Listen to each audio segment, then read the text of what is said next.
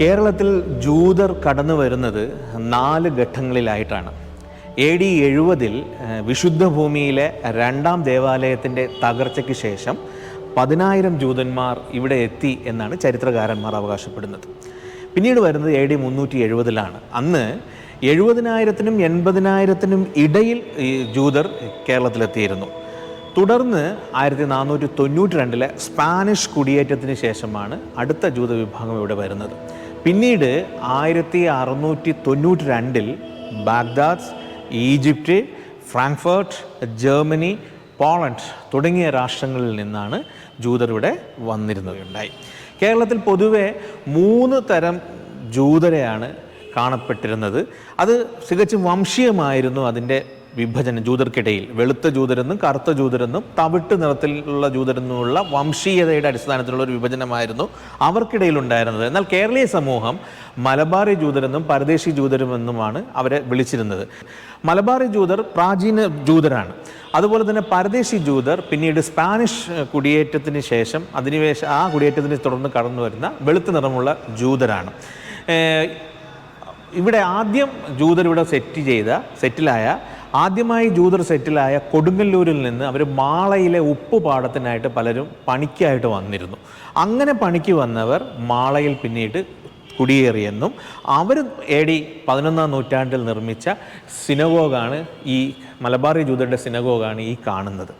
ഈ സിനഗോഗ് നിർമ്മിക്കാൻ ഉപയോഗിച്ച തടി അന്ന് കൊടുങ്ങല്ലൂർ രാജാവ് ജോസഫ് റബ്ബാൻ എന്ന ജൂത പുരോഹിതന് നൽകിയതാണ്. 1341 പെരിയാറിലുണ്ടായ വെള്ളപ്പൊക്കത്തെ തുടർന്നാണ് ജൂതർ മാളയിലെത്തി ഇത്തരമൊരു നിർമ്മിതി, ഈ സിനഗോഗ് ഈ രൂപത്തിൽ അവർ പിന്നീട് ഇതിനെ രൂപപ്പെടുത്തി എടുക്കുന്നത്. പല ഘട്ടങ്ങളിലായിട്ട് പുതുക്കിപ്പണിത് 1790, 1792 ഇത് പുതുക്കിപ്പണിതു. പിന്നീട് ഇന്ന് കാണുന്ന കെട്ടിടം 1909 കെട്ടിടമാണെന്നാണ് ഒരു വിഭാഗം ചരിത്രകാരന്മാർ അഭിപ്രായപ്പെടുന്നത്. അത്തരത്തിൽ വളരെ പ്രാചീനമായ ലോകത്തിലെ തന്നെ സിനഗോഗുകളിലൊന്നാണ് മാളയിലെ ഈ സിനഗോഗ്. 1950-കൾക്ക് ശേഷം വൻതോതിൽ ഇസ്രായേലിലേക്ക് ജൂതന്മാർ പോവുകയും ആ പ്രക്രിയ ആലിയ എന്നറിയപ്പെടുകയും ചെയ്തു.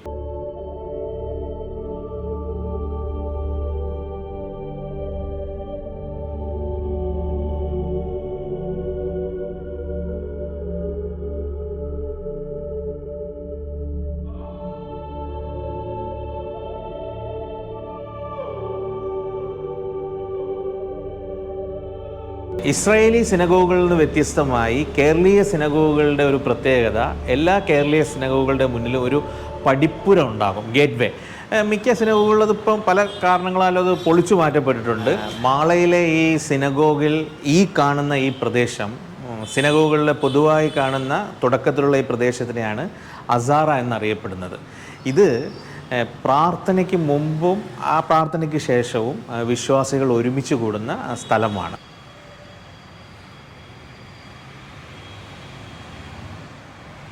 ഇതാണ് മെയിൻ പ്രെയർ ഹാൾ. പുരുഷന്മാരാണ് സാധാരണ ഇവിടെ ഒരുമിച്ച് കൂടുക. ഇവിടെ ഇവിടെ വെച്ചാണ് തോറ വായിക്കപ്പെടുന്നത്. അതുപോലെ നമ്മൾ ഈ മുകളിൽ കാണുന്ന ഈ ഭാഗത്താണ് സ്ത്രീകൾ ഒരുമിച്ച് കൂടുക. ഈ മുസ്ലിങ്ങൾ വിശുദ്ധ കഅബയ്ക്ക് അഭിമുഖമായി നിന്നാണ് നമസ്കരിക്കുന്നത്. അതുപോലെ തന്നെ ജൂത മതവിഭാഗം അവർ ഇസ്രായേലിലെ അവരുടെ പുരാതന ദേവാലയത്തെ കേന്ദ്രീകരിച്ചാണ് അവരുടെ ആരാധന. അപ്പം പടിഞ്ഞാറാണ് ഇതിൻ്റെ ദിശ. പടിഞ്ഞാറ് ദിശയിലേക്ക് തിരിഞ്ഞിട്ടാണ് ആരാധനകൾ അവർ സാധാരണ സിനഗോഗുകളിൽ നടത്താറുള്ളത്. പുരോഹിതർ നിന്ന് പ്രാർത്ഥിക്കുന്ന സ്ഥലത്തിനെയാണ് ബേമ എന്ന് അറിയപ്പെടുന്നത്. മുകളിൽ കാണുന്ന ഈ ഭാഗം, അവിടെ ഈ പ്രാചീന മലയാളത്തിലെ ലിപികൾ കാണാം, അതിലൊരു തീയതി കാണാം. അതുപോലെ തന്നെ ഈ ഹീബ്രു ലിഖിതങ്ങളാണ് ഈ കാണുന്നത്. ഇതിൻ്റെ മുകളിലായിരിക്കും സ്ത്രീകളുണ്ടാവുക, അപ്പർ ഗാലറിയിൽ. അപ്പോൾ അതുപോലെ തന്നെ ശാബത്ത് നാളിലും പ്രത്യേകം പ്രാർത്ഥനകളൊക്കെ ഉണ്ടാവും.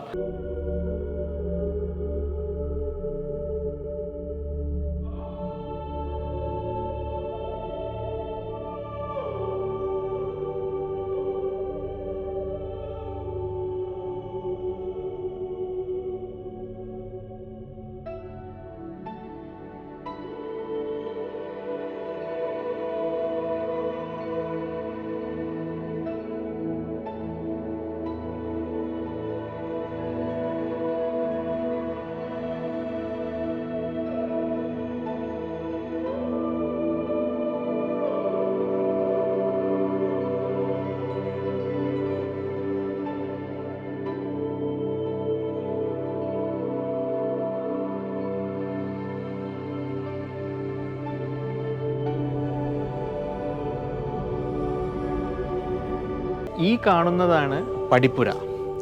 ഇതാണ് സാധാരണ കേരളീയ സിനഗോഗുകളിൽ മാത്രം കാണുന്ന ഒരു പ്രത്യേകത. ഇതൊരു പ്രവേശന കവാടമാണ്. 1164 മലബാറി ജൂതർ നിർമ്മിച്ച സിനഗോഗാണ് ഈ പറവൂരിലെ സിനഗോഗ്. പക്ഷേ 1662 അതിനെ പോർച്ചുഗീസുകാർ തീവെച്ചിൽ ആ സിനഗോഗ് പൂർണ്ണമായിട്ടും നശിച്ചു. ആ സിനഗോഗ് നിലനിന്നിരുന്ന സ്ഥലമാണിത്. പിന്നീട് വന്നതാണ് ഈ കാണുന്ന സിനഗോഗ്. ഇതൊരു ഹീബ്രു ശിലാലിഖിതമാണ്. ഇതിൽ സൂചിപ്പിക്കുന്നത് ഈ പള്ളി പുനർനിർമ്മിച്ചത് ഡേവിഡ് യാക്കോബ് കാസ്റ്റിയൽ എന്ന ജൂത മുതലിയാറായിരുന്നു. അന്നത്തെ അധികാരി വർഗം ജൂത സമൂഹത്തിൽ നൽകുന്ന സമൂഹത്തിന് നൽകുന്ന അവരുടെ പ്രത്യേക വ്യക്തികൾക്ക് നൽകുന്ന ഒരു പ്രഭു പദവിയാണ് മുതലിയാർ. അത്തരത്തിൽ കേരളത്തിലെ 4ാമത്തെ ജൂത മുതലിയാറായിരുന്നു ഡേവിഡ് യാക്കോബ് കാസ്റ്റിയലിനെ കുറിച്ച് പറയാറുള്ളത്. ഈ സിനഗോഗിലെ കുട്ടികൾ, ഇവിടെ എത്തുന്ന കുട്ടികൾ വേദപഠനം നടത്തുന്ന പ്രദേശമാണ് ഈ കാണുന്നത്. നമ്മൾ മുസ്ലിങ്ങൾ പള്ളിയുടെ മുകളിൽ മുസ്ലിം പള്ളികളിൽ നമുക്ക് കാണാൻ കഴിയും. അത്തരം ഒരു ഭാഗമാണ് ഇത്. നമ്മൾ ഇവിടെ നിന്ന് നോക്കിയാൽ ആർക്കിലുള്ള കിരീടം കാണാം. ഇത്രയും നീളത്തിൽ നോക്കിയാൽ കിരീടം കാണാം. ഇപ്പോഴും നമ്മൾ ഇരുട്ടായിട്ട് കാണുന്നത് മുമ്പുള്ള ലൈറ്റൊക്കെ പോയത് കൊണ്ടാണ്. അപ്പം സ്ത്രീകളാണ് സാധാരണ ഈ ഭാഗത്തൊക്കെ അധികം.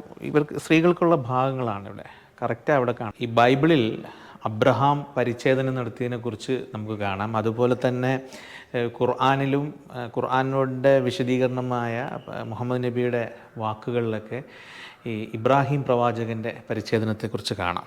ഇബ്രാഹിം നബിയുടെ പുത്രനാണ് ഇസ്ഹാക്കിൻ്റെ സന്തതികളുടെ പരമ്പരകളാണ് ജൂതർ വരുന്നത്. അപ്പോൾ ഈ സിനഗോഗിൽ കുട്ടികളെ പരിച്ഛേദനത്തിന് കൊണ്ടുവന്ന് അതിനുശേഷം അവർക്ക് ചില ആയുർവേദ മരുന്നുകളൊക്കെ പുരട്ടി കൊടുക്കും. അങ്ങനെ അന്ന് പുരട്ടി കൊടുക്കാൻ ഉപയോഗിച്ചിരുന്ന പാത്രത്തിൻ്റെ മോഡലാണ് നമ്മളീ കാണുന്നത്. ഇത് നമുക്ക് കാണുന്നത് തികഞ്ഞ കേരളീയ മാതൃകയാണ് ഈ കാണുന്നത്. അപ്പം യൂറോപ്യൻ സ്റ്റൈലും കേരളീയ ശൈലിയും സമന്വയിപ്പിക്കുന്ന ഒരു രീതിയാണ് സിനഗോഗുകളുടേത്. കേരളത്തിൽ ഒരു കാലത്ത് 20 സിനഗോഗുകളാണ് ഉണ്ടായിരുന്നത്.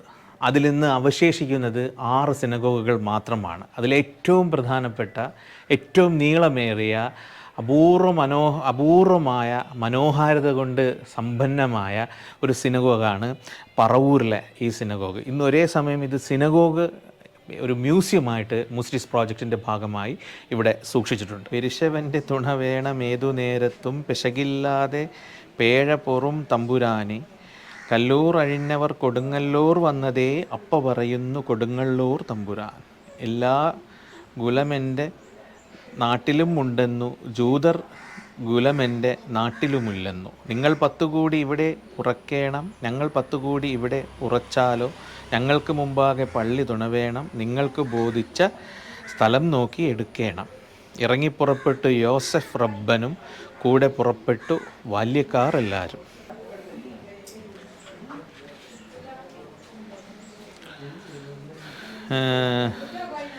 തെക്കുംഭാഗത്തെ പള്ളിയുടെ പാട്ട്, മാളപ്പള്ളിയുടെ പാട്ട്, കടകംഭാഗത്തു പള്ളിപ്പാട്ട്, തെക്കുംഭാഗം പള്ളിപ്പാട്ട്, പരദേശി പള്ളിയുടെ പാട്ട്. ഇതിന് പ്രത്യേക താളം ഈ ഗാനങ്ങൾക്കൊക്കെ ഉണ്ട്.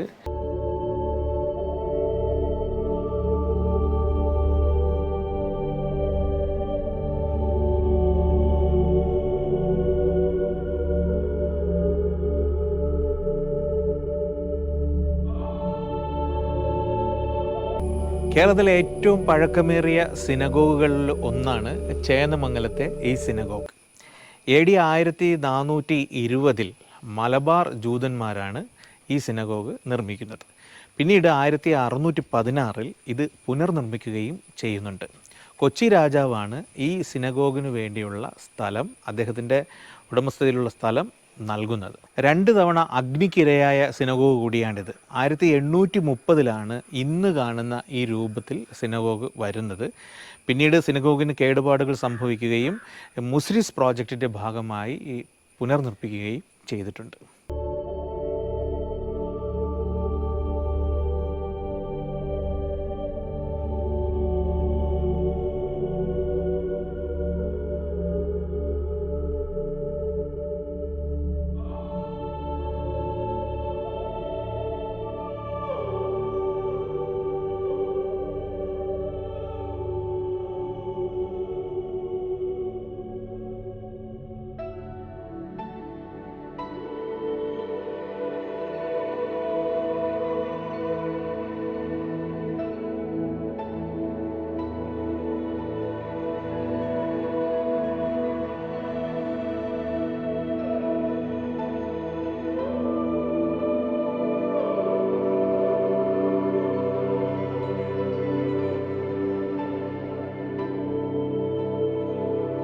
ഈ കാണുന്ന വീട് ഒരു പ്രമുഖമായ ജൂത കുടുംബത്തിൻ്റെ വീടാണ്. അവരിപ്പോൾ ഇസ്രായേലിലാണ്. ഏലിയാഹു കുടുംബം എന്നാണ് അത് അറിയപ്പെടുന്നത്. എല്ലാ ഡിസംബറിലും അവരിവിടെ വരാറുണ്ട് എന്നാണ് അറിയാൻ കഴിഞ്ഞത്. ഇത്തരം നിർമ്മിതികൾ ഓരോ പ്രദേശത്തിൻ്റെയും കാലാവസ്ഥയ്ക്കനുസരിച്ച് നിർമ്മിതികളിലാണ്. ഇത് ഏറെക്കുറെ ആധുനികമായ ഒരു ജൂതഭവനമാണ് ഈ കാണുന്നത്.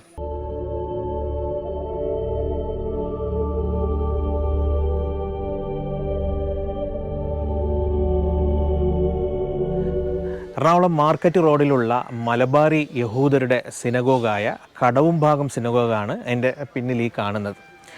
കേരളത്തിലെ ആദ്യ സിനഗോഗുകളിലൊന്ന് AD 1165 കൊടുങ്ങല്ലൂരിൽ തകർന്നിരുന്നു. അതിൻ്റെ മാതൃകയിലാണ് 1200 ഈ സിനഗോഗ് നിർമ്മിക്കപ്പെട്ടത്.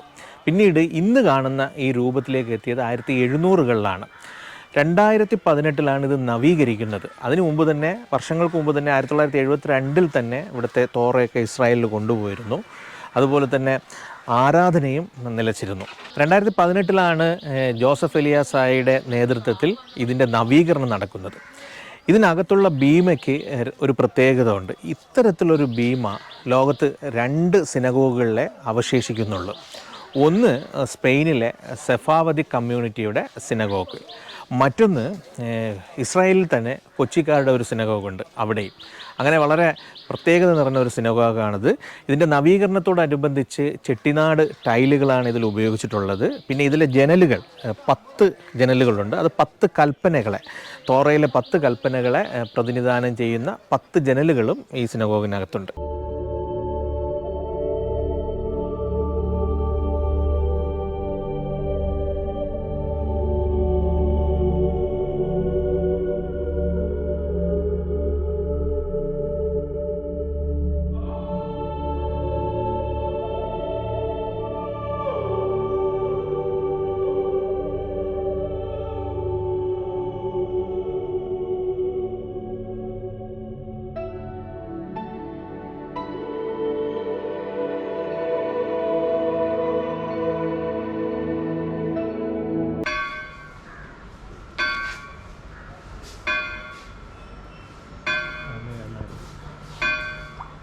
കോമൺവെൽത്ത് രാജ്യങ്ങളിലെ ഏറ്റവും പഴക്കം ചെന്ന സിനഗോഗ് മട്ടാഞ്ചേരി പരദേശി സിനഗോഗ്. സ്പെയിൻ ഉൾപ്പെടെയുള്ള, പോർച്ചുഗൽ ഉൾപ്പെടെയുള്ള യൂറോപ്യൻ രാജ്യങ്ങളിൽ നിന്നും അതുപോലെ തന്നെ ബാഗ്ദാദ് പോലുള്ള രാജ്യങ്ങളിൽ നിന്നൊക്കെ വന്ന പരദേശി ജൂതരുടെ സിനഗോഗാണ്. 1568 ഇതിൻ്റെ നിർമ്മാണം. കൊച്ചി രാജാവ് കൊടുത്ത സ്ഥലത്തായിരുന്നു നിർമ്മാണം. ഒരു ഘട്ടത്തിൽ പോർച്ചുഗീസുകാരുടെ ആക്രമണം നേരിട്ട സിനഗോഗ് കൂടിയാണിത്. ഇവിടുത്തെ ടൈലുകൾ, ആയിരക്കണക്കിന് ടൈലുകൾ പാകിയിട്ടുണ്ട്. ചൈനയിലെ കാൻറ്റണിൽ നിന്ന് ജൂത വ്യാപാരിയായ എസക്കിയൽ റഹാബി കൊണ്ടുവന്ന ടൈലുകളാണ്. അതിലൊക്കെ ചിത്രങ്ങൾ, അതിൽ പഠിച്ച ചിത്രങ്ങൾക്കൊരു പ്രത്യേകത ഉണ്ട്. ഓരോ ടൈലിലും കൈകൊണ്ട് പ്രത്യേക ഡിസൈൻ ചെയ്ത, കൈകൊണ്ട് വരച്ച ചിത്രങ്ങളാണത്. അതുപോലെ തന്നെ മുന്നിലെ തൂക്കുവിളക്കുകൾ, ബെൽജിയത്തിൽ നിന്ന് വന്ന് കൊണ്ടുവന്ന തൂക്കുവിളക്കുകൾ, കേണൽ മെക്കാളെ സംഭാവന ചെയ്ത ഒരു വിളക്ക്, അതുപോലെ തന്നെ ഭാസ്കര രവിവർമ്മൻ ജൂതന്മാർക്ക് ആദ്യമായിട്ട് നൽകിയ ചേപ്പേഡ്, അതും ഇവിടെ സൂക്ഷിച്ചിട്ടുണ്ട്. അതുപോലെ തന്നെ അവസാന എത്യോപ്യൻ രാജാവായ ഹെയ്ലി സെലാസി സമ്മാനിച്ച പരവതാനി, തിരുവിതാംകൂർ രാജാവും കൊച്ചി രാജാവും ഒക്കെ സമ്മാനിച്ച പൊൻകിരീടങ്ങൾ ഒക്കെ ഇതിനുള്ളിലുണ്ട്. How does it feel? It's closed. Oh, you're saying hello to hello.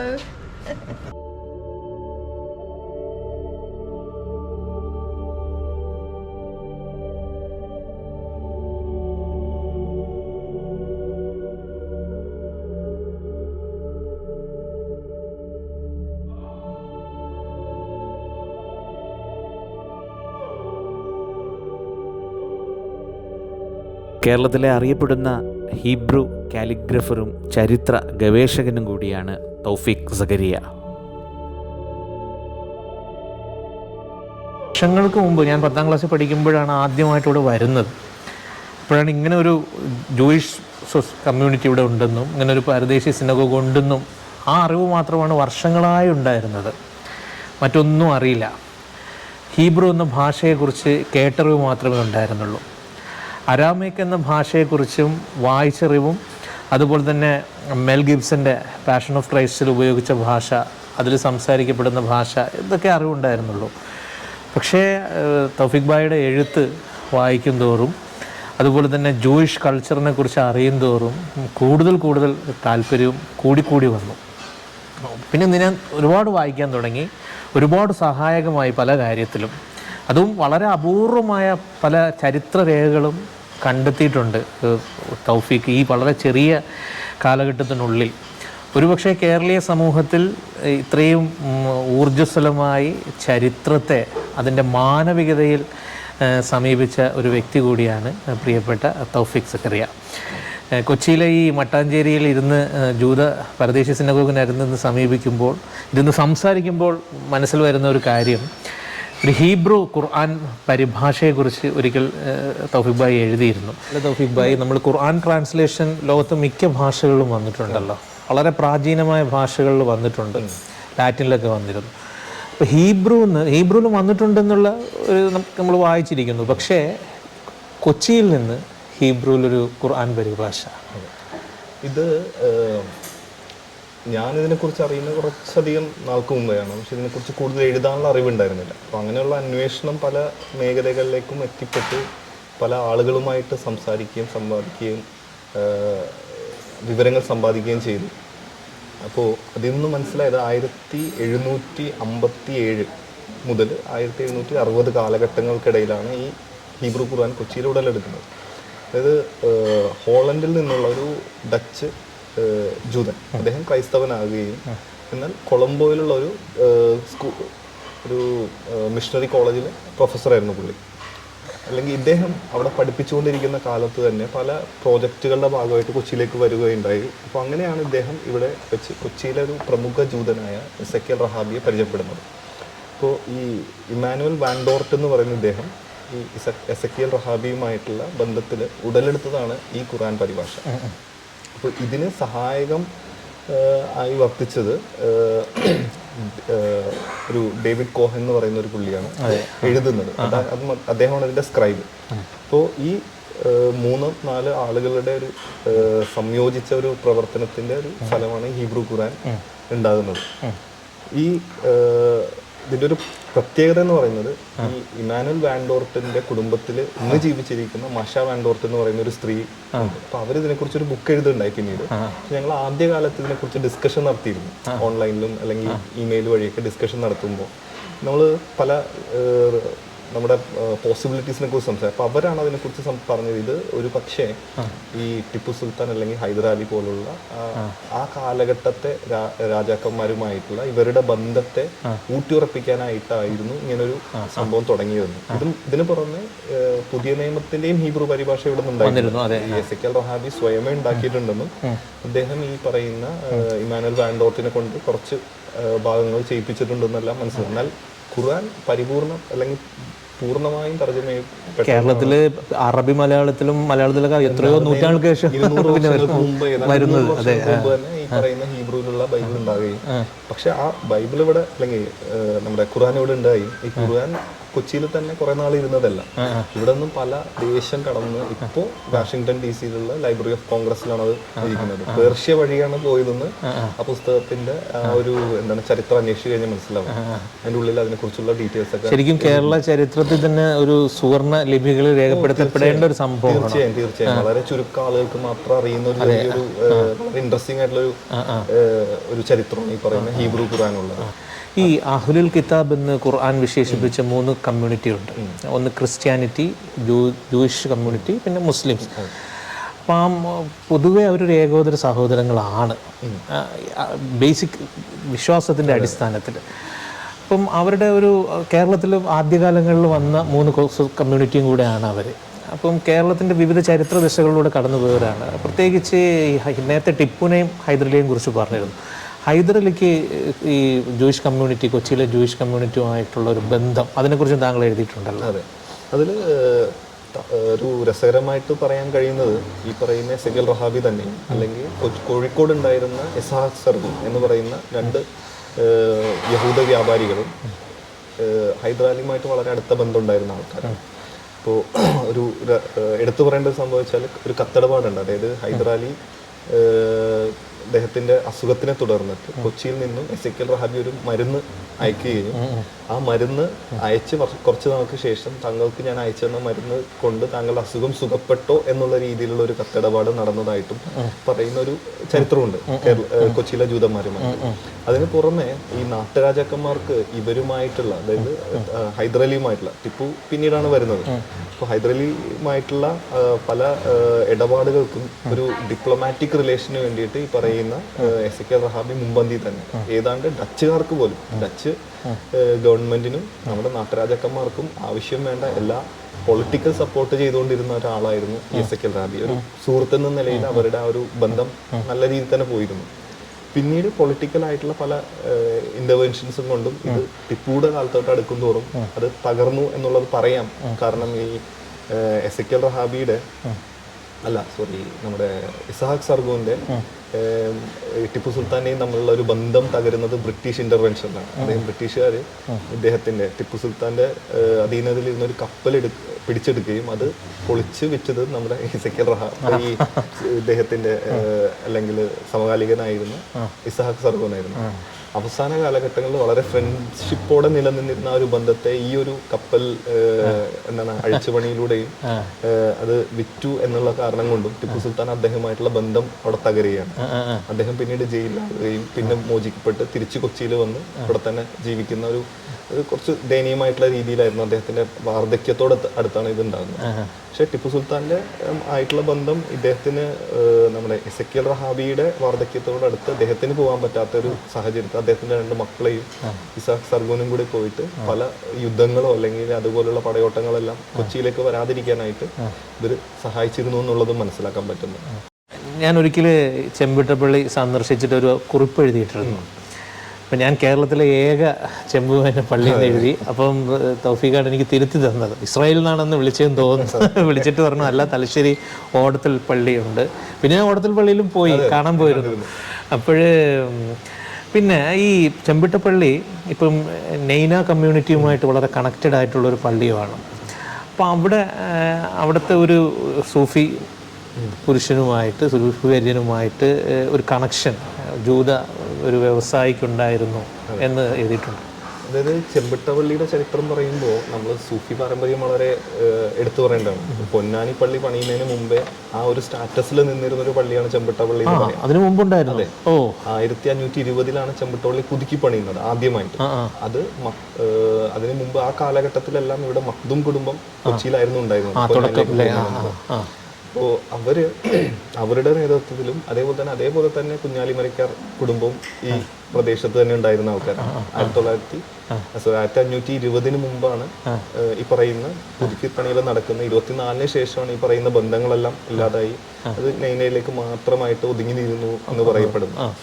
അവിടെ നിന്ന് മുന്നോട്ട് പോകുമ്പോൾ ഈ പള്ളിയുമായിട്ട് വേറൊരു ബന്ധം ഇരിക്കുന്നത് നമ്മുടെ ഇസ്മായിൽ ബുഖാരി തങ്ങളാണ്. കക്കുളങ്ങര അടക്കപ്പെട്ട അതെ കക്കുളങ്ങര പള്ളിക്കുള്ളിലുള്ള ജലാലുദ്ദീൻ ബുഖാരി തങ്ങളുടെ മകൻ അടങ്ങിയിരിക്കുന്ന ചെമ്പിട്ടപ്പള്ളിയുടെ മുമ്പിൽ തന്നെ ഇദ്ദേഹത്തിന്റെ 4 തലമുറ കഴിഞ്ഞിട്ട് വരുന്ന കണ്ണൂർ സിറ്റി മൗല എന്ന് പറയുന്ന സയ്യിദ് മൗല ബുഖാരി തങ്ങളാണ് ഈ പള്ളി 2ാമത് പുതുക്കി പണിയുന്നത്. ചരിത്രത്തിൽ അറിയപ്പെടുന്ന പുതുക്കി പണിയാണ്. അത് നടക്കുന്നത് ഡച്ചുകാരുടെ ഈ കാലഘട്ടത്തിലാണ്. എൻ്റെ ഒരു കാഴ്ചപ്പാട്, ഞാനത് എൻ്റെത് മാത്രമായി പറയുന്ന ഒരു കാഴ്ചപ്പാട്, 1760കളാണ് അതിന് ഞാൻ കാണുന്നൊരു സാധ്യത. അതേ സമയത്ത് തന്നെയാണ് ജൂതപ്പള്ളിയും മറ്റുമൊക്കെ പുതുക്കി പണിയിലുണ്ടാകുന്നത്. ഈ അന്ന് ഈ പുതുക്കി പണിയിലുള്ള മരം കൈകാര്യം ചെയ്യാനായിട്ട് ഡച്ചുകാർ പോലും അധികാരം കൊടുത്തിരിക്കുന്നത് ഈ എസെക്കിയേൽ റഹാബിക്ക് മാത്രമാണ്. ഇദ്ദേഹത്തിന്റെ ആണ് ഈ പറയുന്ന ഒരു കോൺട്രിബ്യൂഷൻ പള്ളിക്ക് മരം കൊടുക്കുന്ന ഒരു സിറ്റുവേഷനും അതേപോലെ തന്നെ ഈ ചെമ്പിട്ടപ്പള്ളിയിലേക്ക് മരം ഇദ്ദേഹത്തിന്റെ കൈ കൊണ്ട് അവിടേക്ക് എത്തുകയും ചെയ്യുന്നത്. അതൊരു അറബിക് പുസ്തകത്തിൽ ഇതേക്കുറിച്ച് പറയുന്നുണ്ട്. അബ്ദുൽ ബാരി എന്ന് പറയുന്ന ഒരു കിതാബിൽ ഇതിനെ കുറിച്ചിട്ട് കുറച്ചുകൂടി അവരതിനെ കുറച്ചുകൂടി ഒരു കറാമത്ത് എന്നൊക്കെയുള്ള രീതിയിലായിരിക്കാം പറഞ്ഞിരിക്കുന്നതെങ്കിൽ നമ്മൾ അതിനെ അതെങ്ങനെയാന്ന് വെച്ചാൽ ബുക്കിൽ പറയുന്ന കഥ, ഈ മൗല ബുഹാരി തങ്ങൾ ചെമ്പിട്ടപ്പള്ളിയിൽ ഒരു പ്രസംഗം നടത്തിക്കൊണ്ടിരിക്കും. മതപരമായിട്ടുള്ള, പ്രത്യേകിച്ച് എടുത്ത് പറയുന്നത് നിസ്കാരത്തെക്കുറിച്ചുള്ള ഒരു പ്രസംഗം പോലെ നടത്തിക്കൊണ്ടിരിക്കുമ്പോൾ പെട്ടെന്ന് അദ്ദേഹം ആ പ്രസംഗം അവിടെ നിർത്തുകയും മൂസാ നബിയെ കുറിച്ചുള്ള ഒരു കഥ പെട്ടെന്ന് പറഞ്ഞു തുടങ്ങും. അപ്പൊ ആർക്കൊന്നും മനസ്സിലാവുന്നില്ല എന്താണ് നിസ്കാരം നിർത്തി മൂസാ നബിയെ കുറിച്ചുള്ള കഥ എന്ന് പറയുമ്പോഴാണ് പിന്നീട് കുറച്ചു നേരം കഴിയുമ്പോഴാണ് ഈ സദസ്സിനോട് അടുത്ത് വരുന്ന ഒരു കൂട്ടം ജൂതർ വന്നു എന്ന് പറയുന്നതും ഇദ്ദേഹത്തിൻ്റെ ഈ അറിവിനെയും കഴിവിനെയും കുറിച്ചിട്ട് ഈ ജൂതർ പുകഴ്ത്തി പറഞ്ഞ് അദ്ദേഹം അവിടെ നല്ലൊരു സുഹൃത്ത് ബന്ധം ഉടലെടുക്കുകയും ചെയ്യും. അപ്പോൾ ഈ ഇദ്ദേഹം ഏത് ഭാഷയിലാണ് സംസാരിച്ചിരുന്നത്? അറബിയിലായിരിക്കാം. ഈ വന്ന ജൂതന് ഇത് അറബി മനസ്സിലാവണമെന്നുണ്ടെങ്കിൽ ഈ സിറിയയിൽ നിന്ന് വന്ന ഒരു ജൂതനായിരിക്കണം.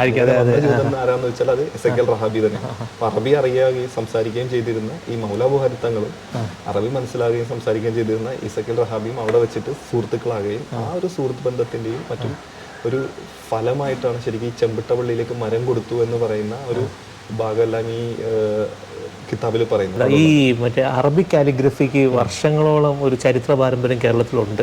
പ്രത്യേകിച്ച് അറബി മലയാളത്തിലൂടെ മുമ്പ് മാപ്പിളപ്പാട്ടുകളൊക്കെ എഴുത്തുകാരനുണ്ടായിരുന്നു. ഇപ്പോഴും അറബി കാലിഗ്രഫി ഒരുപാട് ഇന്റർനാഷണൽ അക്ലൈംഡ് ആയിട്ടുള്ള ഒരുണ്ട്. പക്ഷേ ഒരേ സമയം അറബിക്കും അതോടൊപ്പം തന്നെ പഴമ അവകാശപ്പെടുക എന്നുള്ളൊരു ഭാഷയാണ് ഹീബ്രു. അറബിക്കും ഹീബ്രുവിലും കാലിഗ്രഫിയിൽ വളരെ എക്സ്പേർട്ടായിട്ടുള്ള വ്യക്തിയാണ് താങ്കൾ. അത് നിരന്തരം നവീകരിച്ചുകൊണ്ടിരിക്കുന്ന ഒരു വ്യക്തി കൂടെയാണ്. എന്തായിരുന്നു ഹീബ്രുവിനോടുള്ള ഒരു പാഷൻ? ഹീബ്രുവിനോടുള്ള പാഷൻ ഈ പറയുന്ന ചരിത്രം, ഈ യഹൂദ ചരിത്രത്തോടുള്ള ഒരു പാഷൻ തന്നെയാണ് ഹീബ്രു ചരിത്രം ഒന്നിച്ച് ഉണ്ടാകുന്നത്. അത്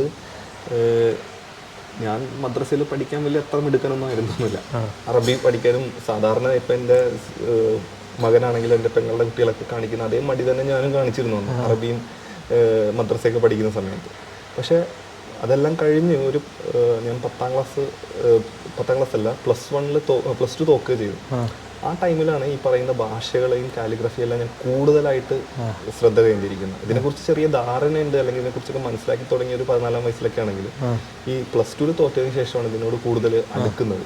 ഞാൻ തന്നെ വിചാരിച്ചു ഞാനും കുറച്ച് ഈ പറയുന്ന പോലെ എൻ്റെതായിട്ടുള്ള രീതിയിലുള്ള പഠനങ്ങൾ തുടങ്ങാം. അപ്പോൾ മദ്രസയിൽ നിന്ന് പഠിച്ചിട്ടുള്ള അറിവും മറ്റും അറബിയാണെങ്കിലും അത് ഞാൻ തന്നെ കുറച്ചുകൂടെ കൂടുതലായിട്ട് സ്വയമേ പഠിച്ച് വികസിപ്പിച്ചു. അതോടൊപ്പം തന്നെ ഹീബ്രു പഠിക്കാനുള്ള ഒരു ശ്രമം ആ സമയത്ത് തന്നെ തുടങ്ങി.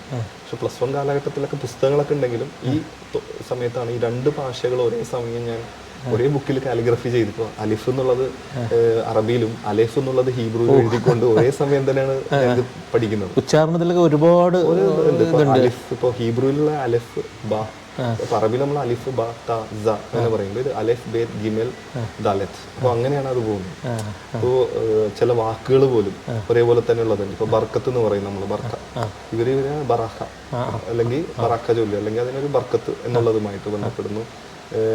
ഈ കൊച്ചിയിലുള്ള ജൂതന്മാരുടെ പഴയ കല്യാണ ഉടമ്പടി കാണുമ്പോൾ അതിൽ ബഷേം ഹ റഹ്മാൻ റഹീം, അതായത് ബിസ്മില്ലാഹി റഹ്മാനുർ റഹീം എന്ന് പറയുന്ന പോലെ തന്നെ അതേ രീതി തന്നെ ഒരു യമനി പാരമ്പര്യമാണ് അവർ ഇവിടെ കുറെ കണ്ടുവരുന്നത് എഴുത്ത് രീതിയിലൊക്കെ. അപ്പോൾ ആ ബിസ്മില്ലാഹി റഹ്മാനുർ റഹീമിന്റെ ഒരു ഹീബ്രു പതിപ്പ് പോലെ തന്നെ ഇപ്പുറത്ത് നമുക്ക് കാണാൻ സാധിക്കുന്നുണ്ട്. മട്ടാഞ്ചേരി പരദേശി ജൂത ചരിത്രത്തിൻ്റെ അവസാന കണ്ണിയായിരുന്നു സാറാ കോഹൻ. സാറാ കോഹനും തൗഫീഖ് സക്കരിയയുമായി നീണ്ട ആത്മബന്ധമായിരുന്നു ഉണ്ടായിരുന്നത്. സാറാ കോഹനെ നീണ്ട വർഷം സംരക്ഷിച്ചിരുന്നത് താഹ എന്ന വ്യക്തിയായിരുന്നു. ചെയ്ത ഹീബ്രു കാലിഗ്രഫി കണ്ട് സാറാൻറ്റി ഭയങ്കര ഇഷ്ടപ്പെടുകയും വന്നിരിക്കൂ ചായ കുടിക്കുന്നൊക്കെ പറഞ്ഞ് തുടങ്ങി. അത് ആദ്യത്തെ ഒരു ദിവസം, പിന്നീട് താഹക്കയും സാറാൻറ്റി ഒരേ ദിവസം തന്നെ പരിചയപ്പെടുന്നു. സാറാൻറ്റിയെ പരിചയപ്പെട്ട അന്ന് എന്നോട് പോർക്ക് താഹക്കാനെ കണ്ട് പരിചയപ്പെട്ടതിന് ശേഷം മാത്രം പോകണം എന്ന് പറഞ്ഞ് നിർബന്ധിച്ചതിന് ശേഷം നമ്മൾ ആ ബന്ധം അവിടെ തുടങ്ങുമായിരുന്നു. 2009 ആണ് എന്നാണ് എൻ്റെ ഓർമ്മ. അപ്പോൾ ആ ഒരു ബന്ധം തുടങ്ങി. അവിടെ നിന്ന് ഏതാണ്ട് എല്ലാ വൈകുന്നേരവും ഇവിടെ ഈ ജൂ ടൗണിൽ വന്ന് സാറാൻറ്റിയുടെ വീട്ടിൽ ഒത്തുകൂടുന്നൊരു രീതിയായിട്ട് മാറി. ഏതാണ്ട് ഒരു 3-4 വർഷത്തോളം അങ്ങനെ കണ്ടിന്യൂ ചെയ്ത് പോയി. പിന്നീടാണ് ഞാൻ ബാംഗ്ലൂരിലേക്കും ദുബായിലേക്കൊക്കെ പോകുന്നത്. പക്ഷെ ആ സമയം വരെ നമ്മൾ വളരെ 2 ദിവസം കൂടുമ്പോൾ ഇവിടെ കൂടും എന്നുള്ള ഭക്ഷണം, ഈ ജൂത ഭക്ഷണത്തെക്കുറിച്ചുള്ള എൻ്റെ റിസർച്ചൊക്കെ നടന്ന അതേ സമയത്ത് തന്നെയാണ്. വൈകുന്നേരങ്ങളിൽ തൊട്ടടുത്തുള്ള വീട്ടിലുള്ള റീമാൻഡി ആയിക്കോട്ടെ, ഗമ്മിയങ്ങളായിക്കോട്ടെ, ഐസക്കങ്ങളായിക്കോട്ടെ, ഇവിടെയുള്ള വേലക്കാരെന്ന് പറയാൻ പറ്റില്ല, അവരുടെ മെയ്ഡും മറ്റേതൊക്കെ. പക്ഷെ ഇതെല്ലാം കൂടിയതായിരുന്നു ജൂ ടൗണിൻ്റെ ഒരു ഹിസ്റ്ററി. അപ്പോൾ അവർ പറയുന്ന പല കഥകളും കേട്ടിട്ടാണ് ഞാൻ കുറേ ചരിത്രമൊക്കെ മനസ്സിലാക്കിയത്.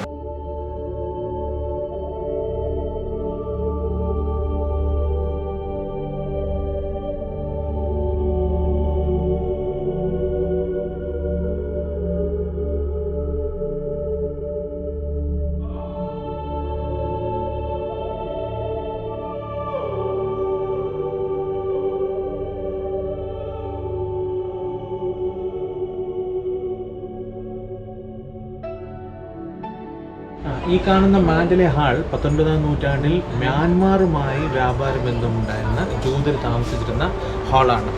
കേരളത്തിൻ്റെ വ്യാപാര രംഗത്ത് ഒരുപാട് കൈമുദ്രകൾ ജൂതരുടേതായിട്ടുണ്ട്.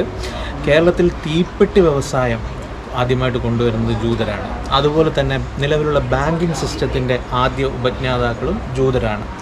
ഈ പോർച്ചുഗീസുകാർ ഇവിടെ നിന്ന് തുരത്തി ഓടിക്കാൻ ഡച്ചുകാരെ സഹായിച്ചതും ജൂതരാണ്. അതുപോലെ തന്നെ കടലാസ് വ്യവസായം കൊണ്ടുവന്നത് ജൂതരായിരുന്നു. കപ്പലുടമകൾ ജൂതരായിരുന്നു.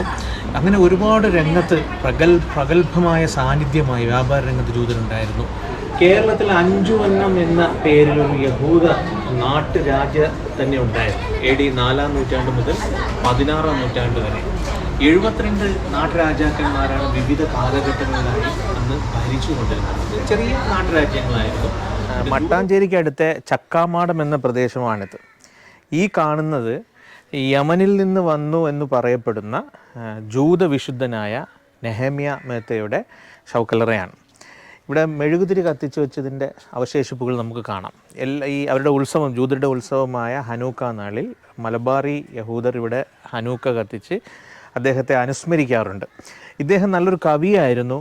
അദ്ദേഹത്തിൻ്റെ കവിതകൾ പാരമ്പര്യമായിട്ട് ആലപിച്ചു വരുന്ന കവിതകളുമാണ്. ഇത് ഹീബ്രു ലിഖിതങ്ങളും നമുക്ക് ഇവിടെ കാണാം. ഇത് വളരെ പവിത്രമായിട്ട് സംരക്ഷിച്ചു പോരുന്ന മലബാറി യഹൂദരുടെ ഒരു വിശുദ്ധ കേന്ദ്രം കൂടിയാണ്. അതുമാത്രമല്ല, ഈ ചക്കാമാടം എന്നുള്ളത് ജൂതരുടെ ശവക്കല്ലറകൾ അടങ്ങിയ പ്രദേശം കൂടെയാണ്. പരദേശികൾക്ക് പ്രത്യേകം തന്നെ അല്ലാതെ ശവക്കല്ലറയുണ്ട്.